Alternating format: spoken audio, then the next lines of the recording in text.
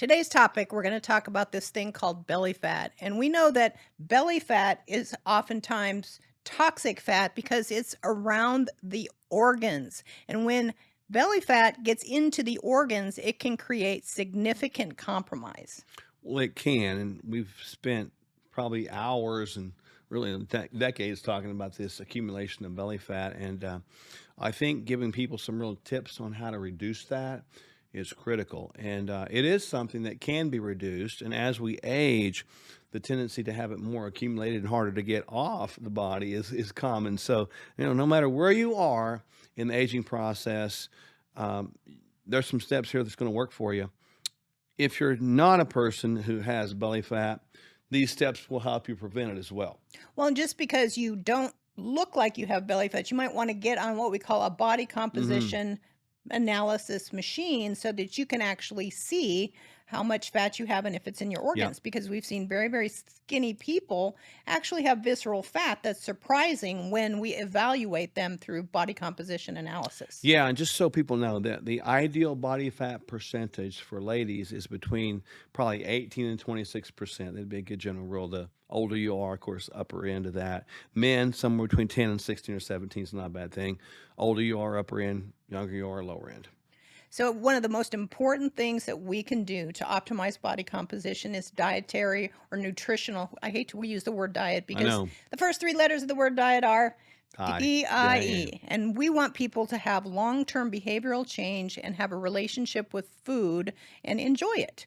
So, We do. nutritional habits are very, very important in getting rid of that little bit of extra belly fat. And oftentimes we have to get rid of the sugars, the white flours, the white breads, the white grains, all of the whites. If we just stop all the white stuff and get rid of the sugary drinks, that's a Mhm. big step in the right direction.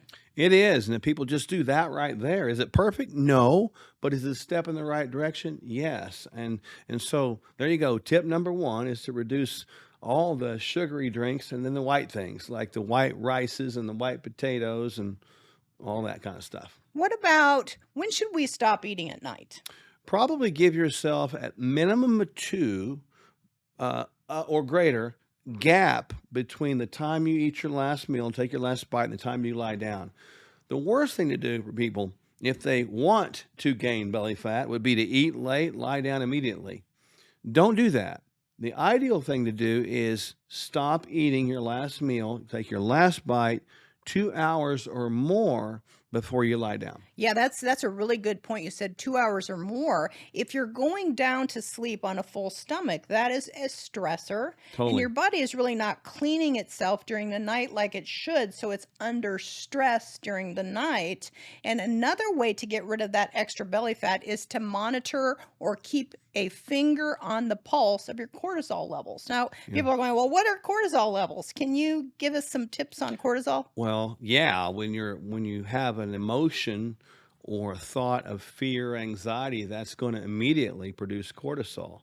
Traffic jams, hearing a negative report on media, getting injured, those things produce cortisol. Eating late and lying down produces cortisol. Key thing, and why this is important, is when cortisol is produced in abundance in the body, we will not break down our food appropriately. Therefore, that equates to more potential storage of body fat. Yes. You know, I absolutely love taking care of ladies in the clinic. Perimenopausal, postmenopausal, Mhm. premenopausal. When hormones become imbalanced, that is one of the main triggers for putting on this little belly fat. That's not just true for ladies, it's also true for males. Totally.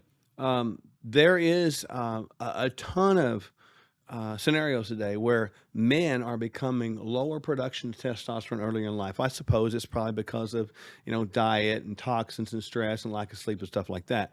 And they're getting this andropause where their production of androgens are pausing, which is similar to menopause. Menopause can be obviously the menstrual cycle's pause, but that's when a lady has a surgery of some sort. Even a partial hysterectomy will sort of force that issue, and then certainly when they stop producing hormones. But the absence of hormones, this is key for men and women. The absence of hormones equates to a higher risk of belly fat and even heart and brain and bone disease. Yeah, this conversation is just ringing the bells in my head about hormones. You talked about leptin, we've talked about carbohydrates and insulin. Now we've talked about estrogen and testosterone. So hormone balance is very, very important Yeah. to helping regulate this thing called body fat. At what age should somebody have their hormones checked? Honestly, today, I think men in their 30s. I really do. And I think ladies probably in their 30s too. Obviously, ladies might before that because stress can do a number on a lady's menstrual cycles. I was talking to a lady just the other day, and she was like saying, "Well, I hadn't had a period in like X number of months. Is there something wrong?" And then I started digging into her background, and she's really a high level athlete. Exercise highly intensely, and she was even doing 2-a-days. And I said, "Well, this is why, because your body through cortisol stress is interpreting that as being chased perpetually by a bear. And obviously, it wouldn't be wise for your body if, while being chased by a bear, you all of a sudden decided to want to produce a baby because the bear's going to eat the whole darn family." And she's like, "Oh, I get it. So really, I shouldn't worry about it." The answer is, don't worry about it. But maybe the stress is creating that process. But perhaps, late 20s, early 30s for men and women would be wisdom. So we've talked about nutrition. We know exercise plays a huge, huge role in it as well. We got to move more, sit less. Yep. We got to have good hormone balance. It's good to check our labs at a certain point in our lives. And then what about there's certain supplements that can really help either be appetite suppressants or kind of help us burn a little bit of extra belly fat, like the DHEAs of the world and Yeah. some of the bitter oranges that kind of help, tone down appetite. Yeah, there's a bunch of little supplements that can help, and you reach out to us. We got a bunch of them there. You mentioned DHEA, Thermo EFX, which has some bitter orange in it. We got something called EndoTrim. We got a whole gamut of stuff to help people lose body fat, including these tips. So the bottom line is you don't have to have the excess body fat around. And if you do, we just gave you some answers. So please consider reaching out to us. Check us out on our website at Sherwood.tv, or you can check out our clinic by calling the number on the website too. We're glad to help you. What are the benefits of therapeutic massage? First of all, we know the differences of massage. So we're going to talk about that next.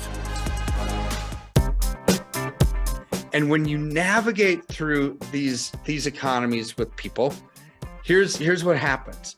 We want to hold their hand through it, let them know when it's time to buy, sell, reallocate, get out of Dodge. Because a lot of times when you're struck with fear does two things. Number one, it can paralyze, and people just put their head in the sand and say, I'm just going to forget about it and hopefully it gets better.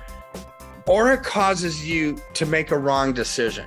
And this is why we are here, is to help people navigate through the political quagmire nonsense that's going on, the economic malaise, and the absolute collapse that we're seeing.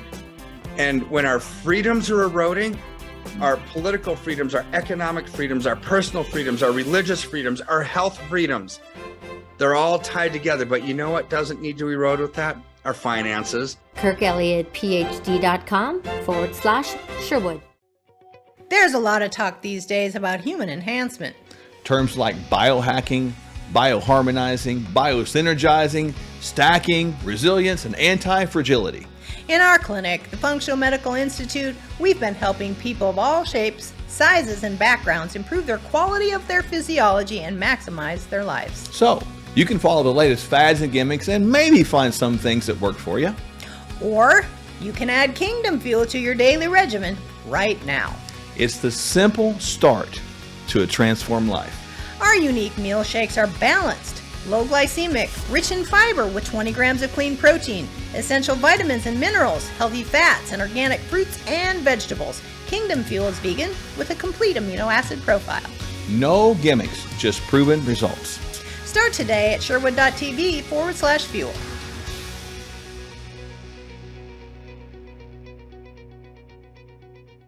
Hey there, Kevin Sorbo here. Now, deep down, we know this. We're more than just a brain and a body. We're a spirit, we're a soul, and we're also a physical temple. If you hit the wall when you're trying to improve one aspect of your being, it's probably because, well, other aspects are sabotaging our success. So that's why diets don't work. And frankly, why so much conventional wisdom from our so-called medical establishments falls flat. Doctors Michelle and Mark Sherwood have a very different approach. I should know because I happen to be one of their patients. They address the whole person to get to know you, your challenges, and more importantly, what your goals are. Then they offer a complete plan that addresses your unique biology and your heart. They'll help you discover what you need to experience transformation. So find out more at sherwood.tv/sorbo. That's sherwood.tv/sorbo, or see the link before. Now I'm heading for a workout. You should be going for a workout too. All right, guys. God bless.